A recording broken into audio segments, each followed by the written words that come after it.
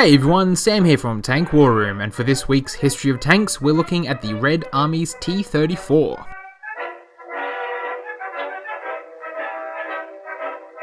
Prior to World War II, one of the most numerous tanks of the Soviet Army was the BT series of armoured vehicles. However, the BT series just wasn't holding up to enemy assaults, so the Red Army assigned Mikhail Koshkin to develop and design a new series of tanks. The problem with the tanks of the USSR was that they still used petrol engines, which were susceptible to fire damage, particularly from Molotov cocktails. To combat this, Koshkin and his team strove to create a tank with improved welding, along with improved armour protection, mobility and main guns.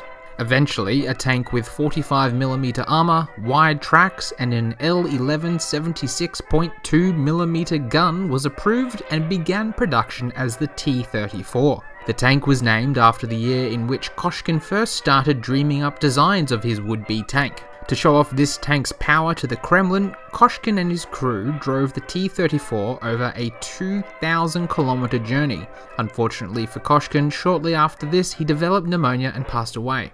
As the war continued, it became cheaper for the Soviet Union to produce the T-34, and by the end of the war, the amount of T-34s and other variations that were produced totaled over 80,000. This renowned tank of World War II was definitely one of the most influential and memorable tanks from history.